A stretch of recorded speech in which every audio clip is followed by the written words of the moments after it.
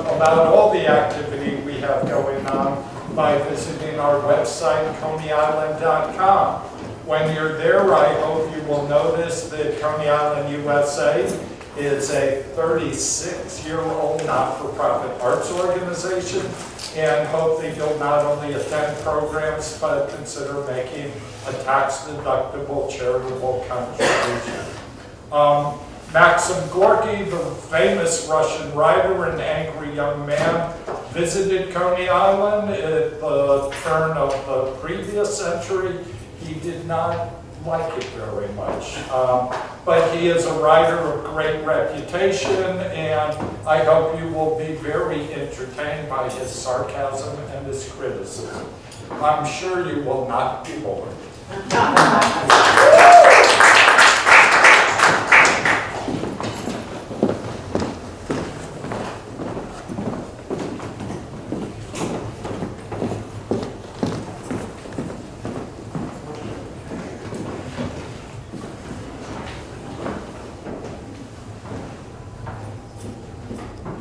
Hey there, folks. Nice turnout. Nice turnout. Everyone sit down, relax. Some of you already know me. For those of you who don't, I'm Tony. I was a head carpenter when we built Dreamland Amusement Park 2 years ago. This year I'm out of a job. And I know some of you are out of a job. My dear, dear working class brothers and sisters, cashiers and carpenters of Coney Island, welcome to the December meeting of Amusement Park Workers Union Local 15.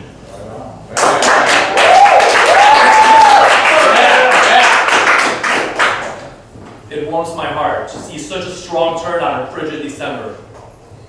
Our rich bosses tell you Thompson, Dunny, and Reynolds are all out of town. I'm on vacation! What mischief we might make if we were better organized in Coney Island, yes? Yes. Yeah. I call this meeting to order. I make a motion to dispense with the minutes, etc., pay union dues, etc. Thank you very fucking much. This month, we were going to plan the organization of the 300 midgets living in the Lilliputian village. But we'll do that next month. Because tonight, we have a special guest. Maxim Gorky, the famous Russian writer, the heroic Bolshevik revolutionary, as you know, is visiting New York with Maria Andreeva. Whore! A good woman, revolutionary, and an actress with the Moscow Art Theater. As you know, they were recently kicked out of the hotel room. They've been staying with a good comrade's house out in Staten Island. They've been bored out of their minds. I invited them to come out to Coney Island. I asked them to speak. We've been goofing around with some paper mache for some props, etc., etc. Without further introduction, I am truly honored to welcome Maxim Gorky and Maria Andreeva. Thank you, Anthony. Thank you, Anthony. What a beautiful turnout. All you beautiful people, are you ready to make history? History! Not their story! His story! Beautiful! What a beautiful turnout. Thank you. Anthony, come here. Thank you, my friend. No autographs later, okay? We must begin soon. All of a sudden, abracadabra. God looks down at little Gorky and says, look at him. He thinks he is Columbus discovering America.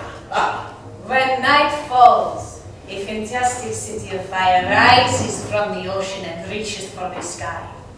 Thousands of glowing sparks glimmer in the darkness, tracing the outlines of fairy tale castles, palaces, and temples against the black sky. It is like a cobweb spun of gold, quivering in the air, a translucent pattern of flames hanging motionless, admiring its own beauty in the waters below. The city of fire is fantastic, it is magic, it is incomprehensible. It burns, but it is never consumed.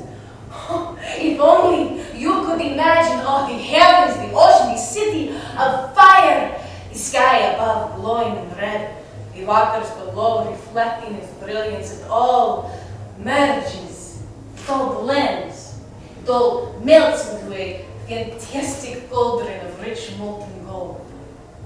Strange thoughts fill the mind that decide these lights. In the halls of these magic castles, there must be weird music, no? Soft music, proud music, floating music, the likes of which no man ever heard. I imagine waves of melodies collecting the best thoughts on earth and throwing out shooting stars, dazzling sparks, dancing with one another and giving birth to new flames and new thoughts. It must be here, near this velvety darkness, that I imagine a huge cradle woven of golden threads and flowers and stars. The giant cradle rocks gently on the breast of the ocean. Here, in the city of fire, the sun itself sleeps until dawn. All of a sudden, abracadabra! This is real Gorky! The sun slaps a man in the face with the true facts of life. Daylight turns the city of fire and these magic castles into a handful of flimsy white buildings. The blue fog of the ocean mixes with the gray smoke of New York City. The white buildings are enveloped in a translucent veil. It all becomes a mirage. It beckons alluringly. The mirage quivers and promises something splendid and smooth. All of a sudden, abracadabra.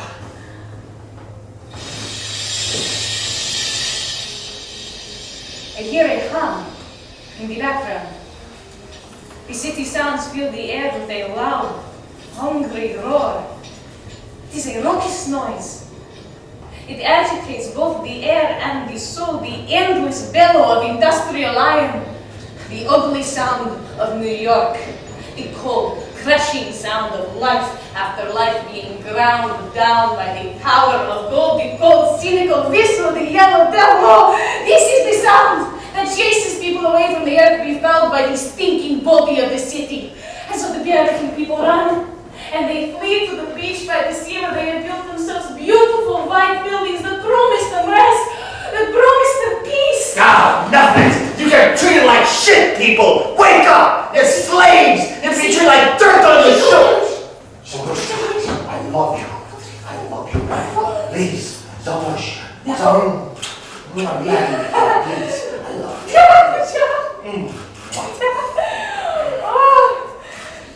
It cannot be translated.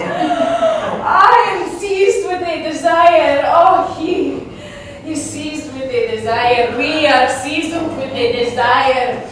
I am seized with a desire, yes, to live on this island. Oh, I long to go and touch the fabrics and the textures, to stretch out in the luxurious folds, to feast my eyes on the wide horizon where the white birds dart swiftly and noiselessly. It sounds like a honeymoon. This is Coney Island. This is Coney Island. Every Monday, the New York newspapers print headlines that proudly announce something like 300,000 people visited Coney Island yesterday. Oh, 23 children were lost. There must be something going on down there, huh? That is very expensive. God, he's a savage. He's my savage. It is a very long journey. It is a very, very long ride by trolley car through the dusty and noisy streets of Brooklyn before one even sets eyes on the dazzling pleasure that is Coney Island. And indeed, from the very first moment a man stands before the entrance to this city of fire, he is blinded. The eye is assaulted by hundreds of thousands of cold white lights, and for a long time, you cannot make out a thing for all this sparkling dust round about. Everything whirls and dazzles, everything blends into a whirlwind of fiery foam. The tourist is stunned. His mind is erased by all the brilliance, all thought driven out of his head. He becomes a little speck, in the crowd. The people wander aimlessly, devoid of will, intoxicated by light. A dull, white fog penetrates the brain, a feeling of greedy anticipation envelops the souls. Hypnotized by the glitter, the crowd of people pours like a dark stream into the dark frontiers of the night. Everywhere you go, electric light bulbs shed a cold, garish gleam. Light bulbs are attached to the walls and the poles, to the window frames and the roofs of the building. They outline the tall chimney of the power station. They burn every cornice. They stab every eye with the sharp needle of indifferent sparkle. The people blink and, smiling stupidly, drag themselves along the ground like heavy links in some tangled chain. A man must make a great effort not to get lost in this crowd, not to be overwhelmed by his amusement, an amusement in which there is neither joy nor delight. But if a man has the will to individualize himself, he discovers that these millions of bulbs only shed a dull, denuding light, that while hinting at the possibility of beauty, only reveal a stupid, dismal ugliness all around.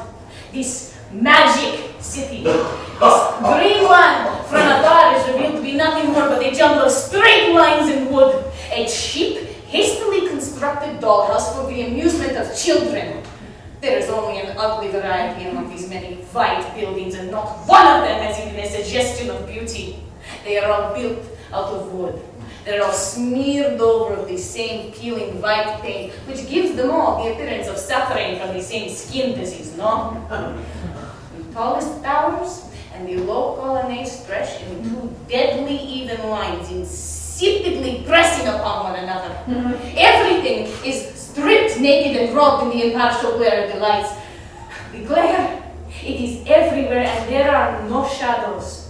Every single building stands like some gaping pool, now hanging open. The people eat and drink and smoke, but the human voice is not heard. The air is filled with the hissing of arc lamps, ragged fragments of music, the whistle of the peanut vendors, the constant sputtering of sausage counters. All these noises mingle into an irritating hum as if some invisible chord. And when the human voice invades this endless chord, it sounds like a frightened whisper. Everything glitters. Everything is insulting. Everything is dismal ugliness.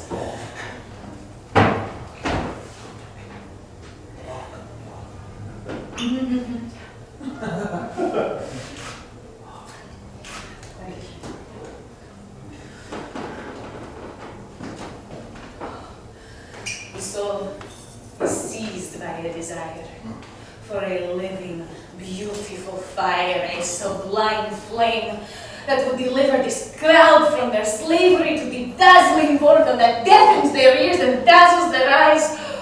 One would wish to set fire to all this prettiness. One wishes to burn and to dance and to sing and to shout and to revel in a voluptuous feast of destruction of this deadly city of spiritual poverty. Stop the riot! Stop the riot! 300,000 people! 300,000 people! 300,000 people! Hundreds of thousands of people cram into the city. They swarm into the cages of the rides like black flies. Pregnant women push on despite the weight of their bellies. Children walk about silent, wide-eyed, so dazzled. They stare about them so seriously at all this ugliness that they mistake for beauty, that my soul aches with pity. The men are all clean-shaven, not a mustache. They all look strangely alike, and they're all serious and fat.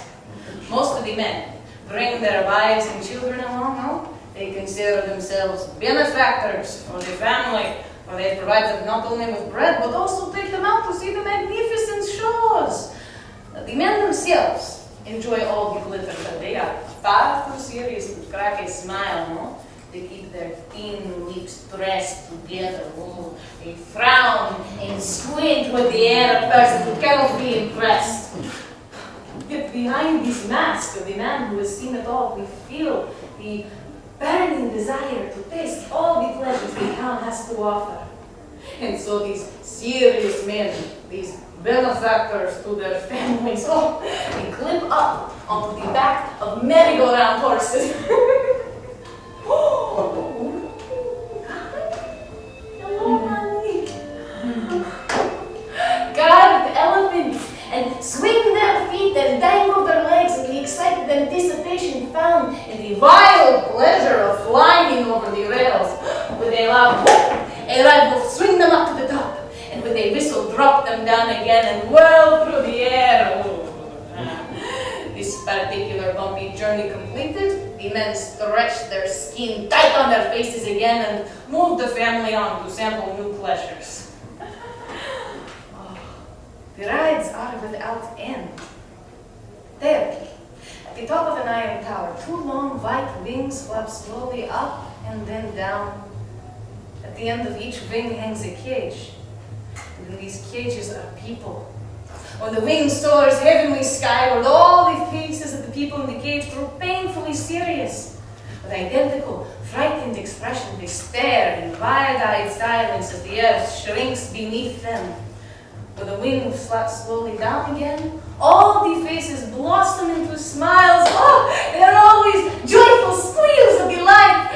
The sound reminds me of the merry yelp of a puppy dog after he's dropped on the floor, having been held up in the air by the scruff of his neck. Bolts fly through the air at the top of another tower. A third revolves and sets in motion some sort of iron balloon. A fourth and a fifth, they all move. They all glitter, they all beckon the people with the silent shout of their lights. Everything swings, booms, bellows, oh, turning the head of the people this way and that. Oh, they grow dizzy. They grow dull. Their minds are exhausted and tortured by the maze and motion of lights. Wide eyes grow wider as if the brain were turning pale, drained of blood by this weird turmoil of white glittering wood. The end result is a boredom.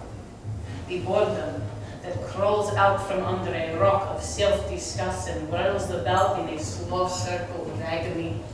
It drags into its dance tens of thousands of faceless, lost people, and sweeps them up as the wind sweeps up rubbish in the street, a random bilious heap over there, and scatters them apart, only to be swept up once more together again. Inside of the buildings, the people seek even more pleasures. But these are all very serious pleasures. Oh, inside, everything is supposed to be educational. And what is the people's favorite attraction? Let's all go to hell! Educational terror, educational punishment. Do not break the Ten Commandments. Hell is made out of paper mache and painted dark red. Everything in hell is on fire! Paper fire! And it all smells with the dirty odor of grease. Yes, hell is very badly done. Even the village idiot should demand his money back. Hell is found in a cave. A cave, oh, scattered with rocks. It is all very dark and there is a red light here and there.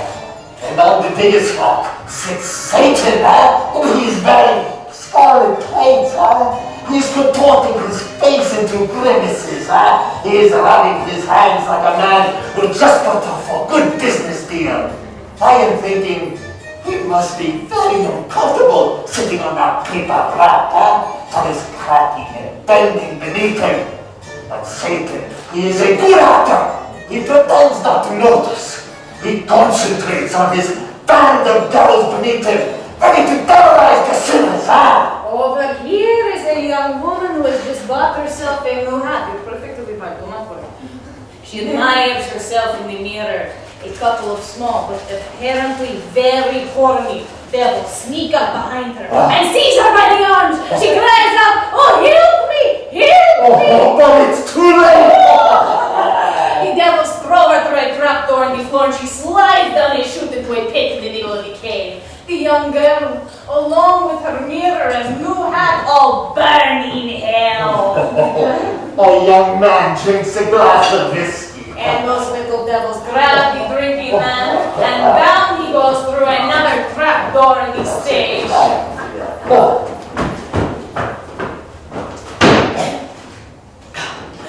It is very stuffy in hell. The actors who play the devils are stupid and skinny. They are worn out and exhausted. The script is obvious. The hours are long. They waste no time playing any scene with the sinners. Sinner after sinner, just thrown through a trapdoor like so many loads of wood onto a fire. After a few minutes of watching this educational show, an intelligent man who wants to shout. Enough of this bullshit! Let's go out on strike, boys! But the Coney Island public watches this horror with silence and serious faces. They're thinking silence and serious faces. Gentlemen, if you wish your morality play to have the effect on a young man's life, at least equal to the effect of castor oil, you must pay your actors and preachers more money! A hefty young man wearing a priest's collar delivers a harangue in a deep voice of doom. Thou shalt not lie, thou shalt not steal, thou shalt not covet his neighbor's wife. It's very good. Pointing to the hell on stage, he declares that if the young boys do not only fall victim to the bow-legged Satan in the red tights, then they must not kiss the girls to whom they are not married. For then, the girls might become bad women, no? You Prostitutes! cannot say prostitutes. You cannot shout bullshit. Prostitutes! Hypocrites! America! Yellow devil! 10 commandments, huh? It is a sin for a young man to be kissed without the blessing of the church, huh? Because little boys and little girls will be born as a result. It is a sin for a prostitute to steal money from the pocket of the customers. Why? Why not? It is a sin to drink whiskey or vodka or any liquid to get the juices flowing, huh? Do not go to saloons. Go to church. Church is better for the man's soul. Church is cheaper. Hypocrites! The actor who plays the priest speaks in a very monotone, no? It seems that he himself does not believe in the type of life he was instructed to preach. Oh, after seeing this show, we are tempted to find the owners of this educational amusement and tell them, Gentlemen, I tell you now, wake up. You will see the future if you listen to me. Ah! all of a sudden,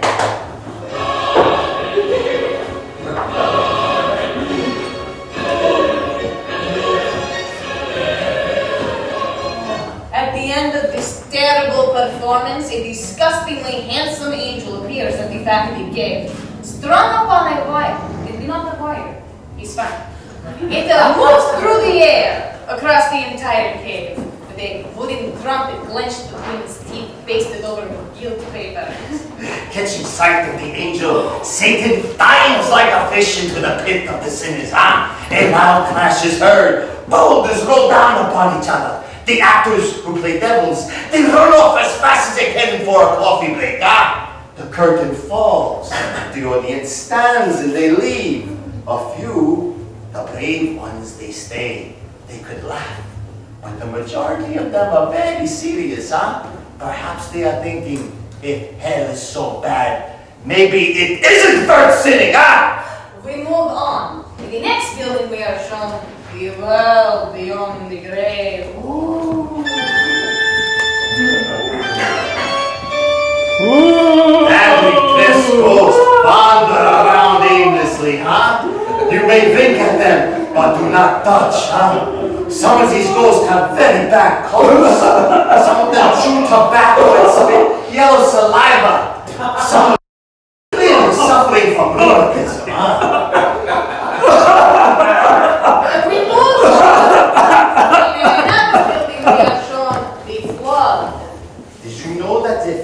was sent on this earth to punish the people for their sins? Huh? This building, that building, all the shows in the city have one purpose.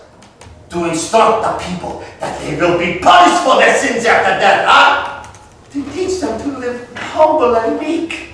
Obey the laws. Obey the church. Obey the Tsar. Thou shalt not. Thou shalt not! Thou shalt not. Thou shalt not! Thou shalt not. Thou shalt not! 300,000 people. Thou shalt not realize that the majority of the public are the working people. But it is necessary to make money, Maxim. In every corner of the city of Final, every corner on earth, the greed laughs at the hypocrisy in life. And of course, it is a hidden greed, and of course it is dull, but the greed is also for the people. Oh, for the people. The amusement park is organized as a profitable business, as a means of removing the working man's pay from his pocket. The business has a passion for gold. Oh, it is repulsive. It is despicable. It is the slimy marsh of glittering boredom. Oh, The people feed on it. in America, the amusement parks, huh? They are the opiate of the people, huh? It is not good. The people on the buildings on the right, they teach you of the horrors of eternal damnation. For the buildings on the left, they feature single women dancing in circle and waltzing, huh? And here, this very establishment urges Sin for sin is pleasant. pleasant. Blinded by the light, intoxicated by the noise, tempted by the cheap but glittering luxury, the people swing in a slow dance of weary boredom. Swing to the left, and we sin with the merchants of vice. Swing to the right, and we repent of the preachers of virtue. Life was organized to work 6 days a week, and on the 7th day, sin, and then pay for your sin, and then confess, and then pay for your confession, and that is all. Oh, thank you. Thank you so much. I have a dream that I am at a circus in Coney Island. Thousands of snakes in the grass, huh? Flies swarming in the sky. Serpents and insects come through the doors and they become the audience.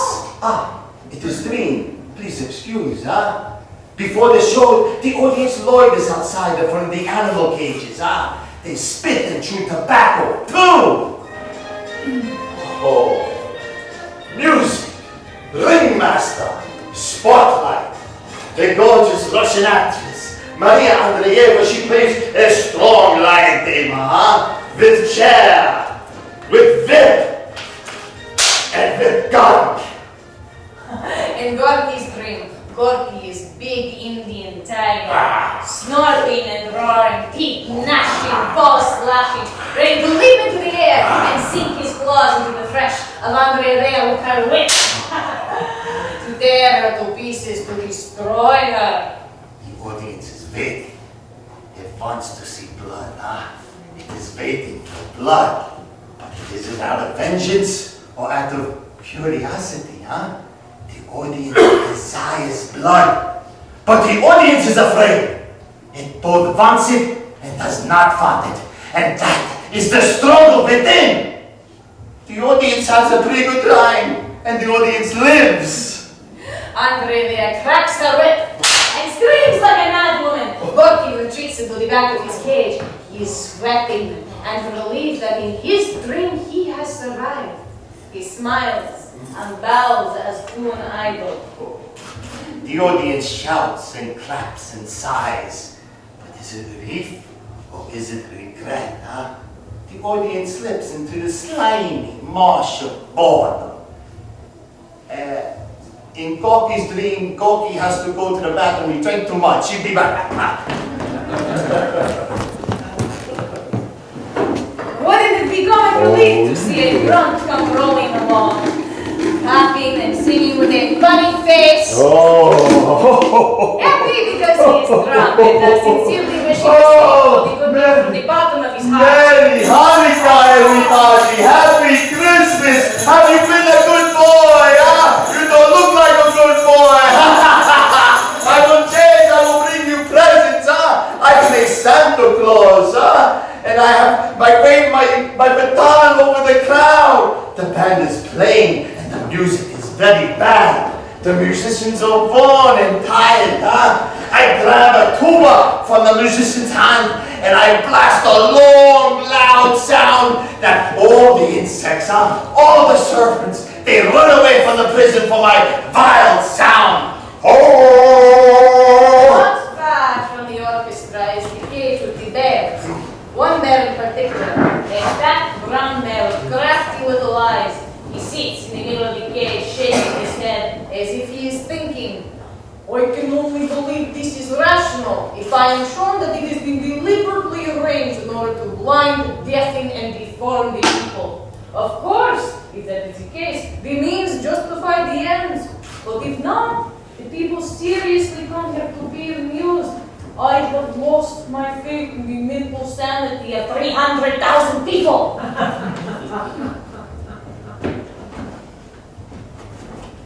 In my game, I play a performing bear, huh? There are other bears in the cage with me. It's the mama bear, or papa bear, and the baby bear. The baby bear expects nothing from life, and the baby bear goes to bed, huh? Outside, the people, they silently jab sticks through the bars, huh? And they poke me in my side and my back. But I am a performing bear, huh? I do impressions of Lenin and Mark Twain and Tsarina and Rasputin and President Teddy Bear Roosevelt. And the people in Gorky's dream maybe do a double take and then walk away to see some other attraction on Coney Island, saying, that is a dull animal. Yes, and by the musician's post, there is a pair of organ grinders monkeys tied by a thin chain. It is a mother. And its infant, the infant clings to its mother's breast. The mother holds the small body in a tight embrace next to hers. The other arm, warily stretched out, fingers crooked, ready to seize, to scratch, to strike. Her eyes express a weary despair, an unavoidable expectation of insult and injury, a weary anger and resentment. The infant clings to the mother's breast, and looks out the corner of its eye and sees the audience. Apparently, the infant has been filled with dread from the first day of its life and will be petrified by fear for the rest of its days. The mother monkey bares her white teeth. Not for a second does she remove the arm that holds the tiny body close to hers. With the other, she continually wards off sticks, poked, and umbrellas thrust at her by the witnesses of her suffering. And there are so many of them.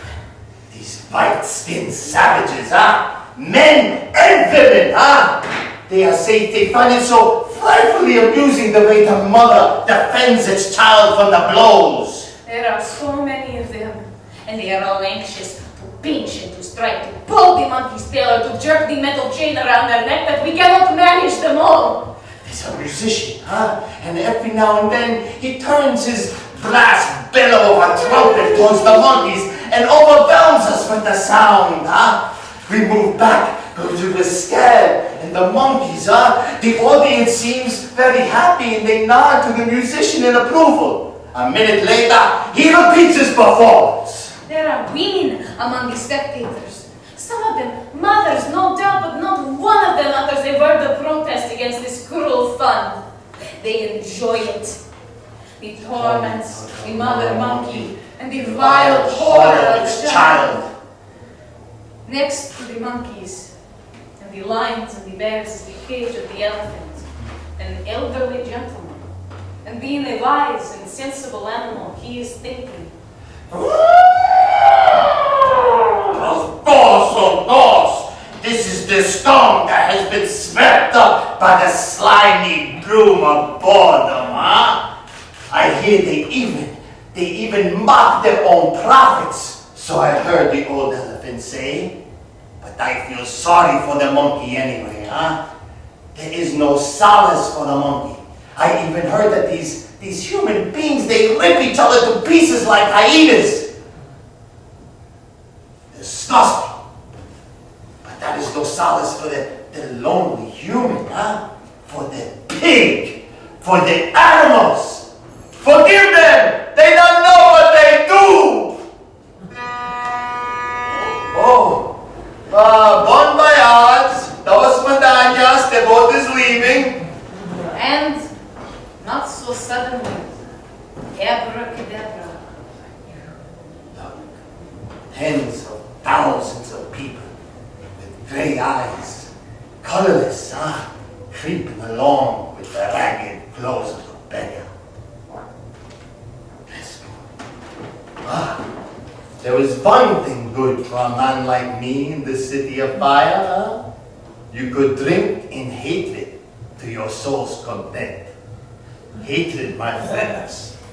Hatred that will last a lifetime.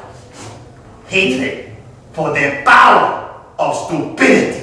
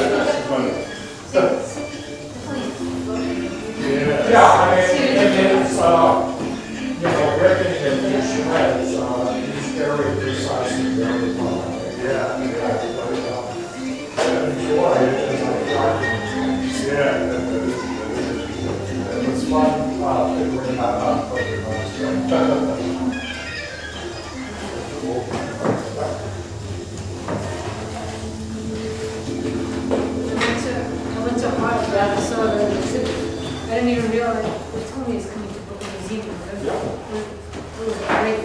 Yeah, that's something. You read everything, it's coming in 2.5 hours. Yeah, what's happening, and then behind Nathan's, the walls they're putting up, they're world-class graffiti artists. Oh, yeah.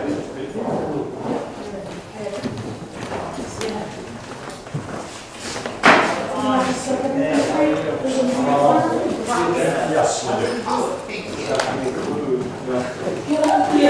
Getting better. Getting better, that's why they're also why the chief. I think they moved a couple things around.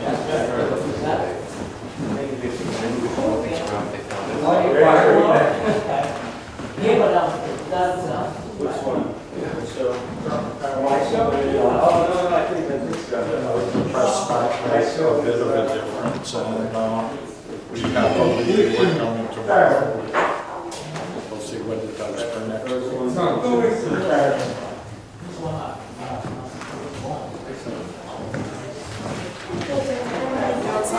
Thank you. Thank you. I need to empty a bucket. That's what I need to do. Sometime tomorrow.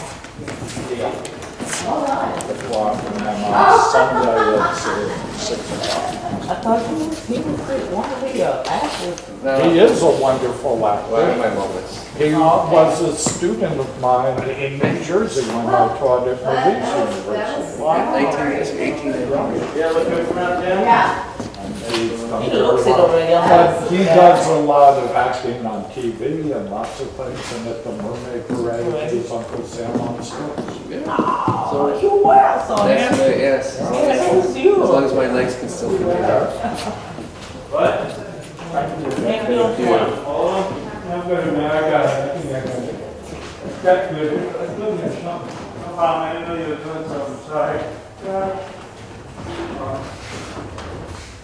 Please encourage, because it's not the responsibility, but the more posters go up instead of sit here Absolutely. on the back. Absolutely. Thank you. So, I did it tonight, but we should figure out if this is where the first speech happens, this hour of light and then the after. Because Dennis can take out the lanterns.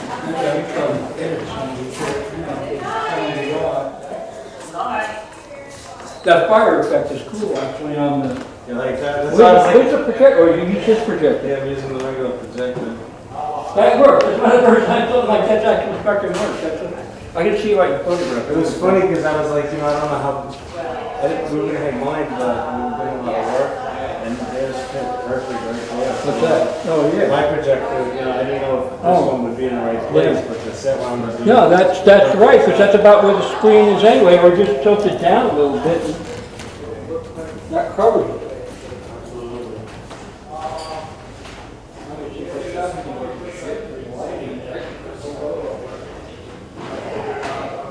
Fire come out on the camera? It is, it might be a little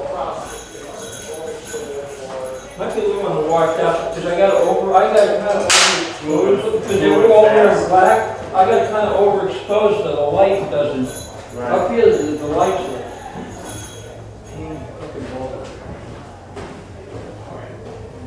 We could stage it where Oh, yeah, I could do where that. I put a still, like I could pause it, so then you can zoom exposure really right now. Oh, the thing is, I was trying to get him to, hey, Hey, hang on, buddy. come on. Okay. I didn't even peek in here. So there you go, it's all good, right? Once I think it went well. Excellent. And the other marks. Oh, you got too much more time here. I didn't peek in here tonight, that's it. As soon as you can. I continue on last week, it looked like you were still in progress. Oh, yeah, it's done. You gotta open it more. I emailed you something before. Everybody sing. See here, if I can find the thing.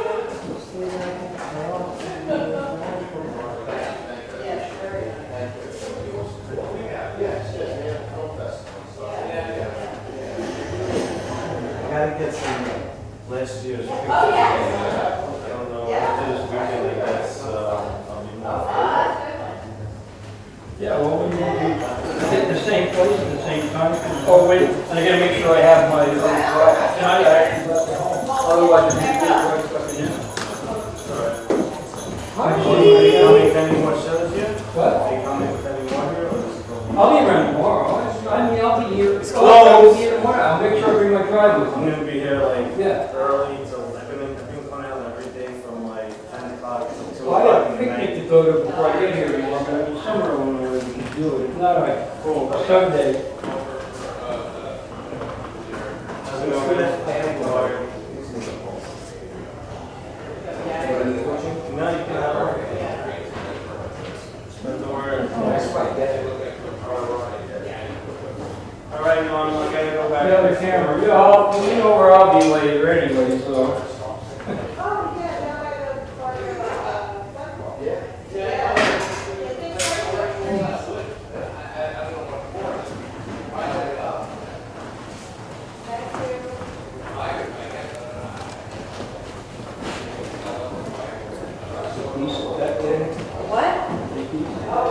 Oh, they're not back there.